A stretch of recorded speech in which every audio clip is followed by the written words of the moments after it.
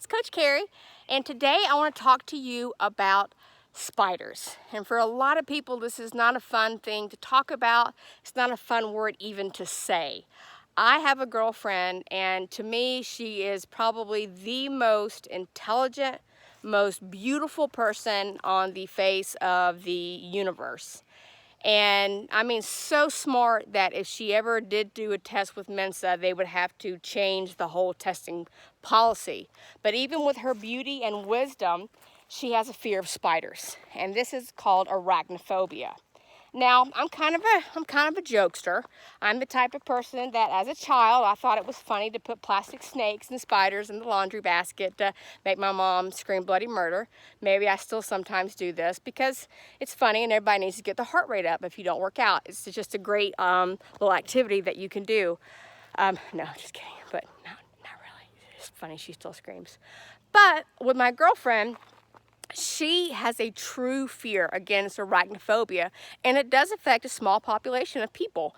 And I looked it up, and everybody has a different reasoning to why they think some people have it and some people don't. They think you're born that way, or they think that you might have had a traumatic experience as a child. But nonetheless, some people do have arachnophobia to where they don't even like the word spider. Which I have a story about this when it comes to my girlfriend. She has a beautiful daughter. And when her daughter was young and there were stories about, learning about the amazing Spider-Man, she couldn't say that. So she came up with Spider-Man, the great Jewish superhero, which was all fine and dandy, except, it came time for Halloween and maybe her daughter wanted to be the great Jewish superhero, Spider-Man. And, she's flying around as the great Spider-Man. And being in a small Georgia town, and then, grandma might have been like a patriarch in the small Baptist church, and, there's a Jewish superhero flying around, the great Spider-Man, but looked an awful lot like Spider-Man, and she didn't have a lisp, so, but everything worked out. So there are people that, again, do have this great fear where you can just say the words and they will have panic attacks, anxiety. One time, this girlfriend of mine, she was in an auto parts store, and she has this beautiful, I'm very envious, mane of the most gorgeous hair you've ever seen, and she thought she saw us in her hair, and she grabs whatever is in front of her. This is all true story, and it was like this super heavy-duty engine degreaser, and she winds up doing this full course, trying to get this baby Jewish Spiderman out of her hair. But to her, it's it's the size of Sasquatch, and she hints to wake up where she's on the ground with this empty can of this heavy-duty engine degreaser. It's all true, and I can't remember if engine degreaser was good for her hair, if she later bought some as a conditioning, or if it was hard to get out. But people that have arachnophobia, we want to respect them and not put fake spiders on their tables if you're working with them, because it is very true. So respect your friends and their Jewish superheroes. Okay, but know your area, know where you live. Here in North Georgia, we have two spiders to be on the lookout for, okay?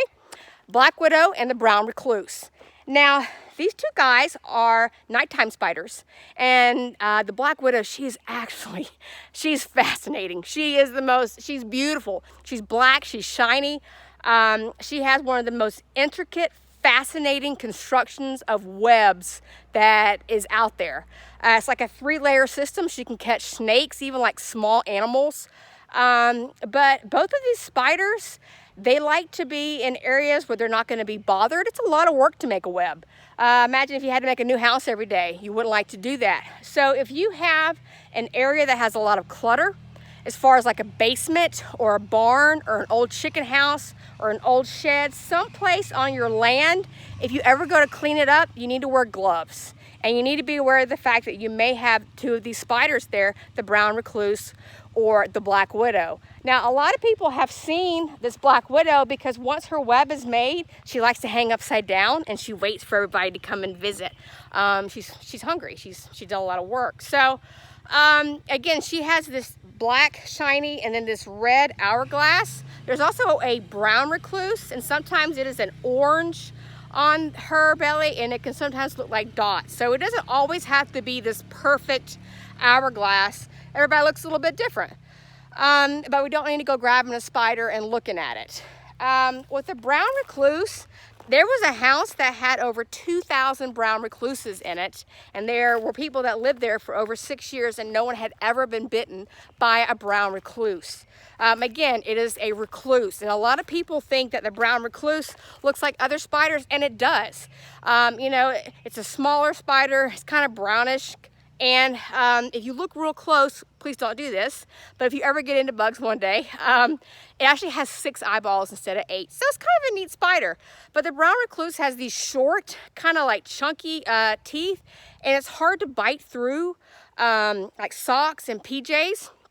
So yeah, that's a good thing to hear. But again, if you are going to be working in an area where you're moving, you know, those old boxes of National Geographic that you think is going to be worth money someday that on people like me read, you know, please wear big, thick gloves and be aware that you may be getting into someone's house that is a spider. Or an old wood pile. If you do get bit by something, a lot of times people don't see what they are bit by, but they do see that they have a reaction. Let's go ahead and clean that bite area with soap and water and put an ice pack on it. Let's try to get that inflammation down and stop the blood flow. And then if you do get to the doctor, what they're going to ask you is, where were you when you got bit? And you know, if you say, well, I was out back by the old wood pile, that's going to help them to decide what to do as far as your bite goes and the type of reaction that you're going to have as far as if you're having stomach pains, if you're having trouble breathing. This is going to help decide as far as what you've been bitten by. It has been many, many years since someone has actually died from a bite of a black widow or a brown recluse. Medicine has come a long way as far as the antivenom and the treatment goes for these bites. And there are people that can actually get bitten and they heal on their own. I am not saying if you get bit by one of these to please sit at home and do not go to the doctor. If you are having a reaction where it's hard for you to breathe, or your legs or your arms or your fingers kind of get all tingly and you are losing circulation, please go to the doctor. The brown recluse can leave some yucky situations. So again, if you think that you have been bitten by something and you are having a bad reaction to it, again, we all react differently to it.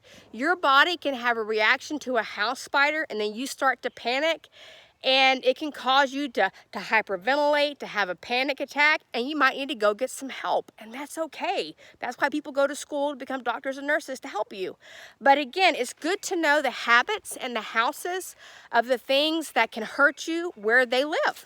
So if you're doing any cleanup over quarantine, or if you're going to be outside, just know what to look for, and that is the brown recluse, which you're probably never going to see, and the black widow. And she's pretty cool, actually. So I love you guys. Please be safe out there.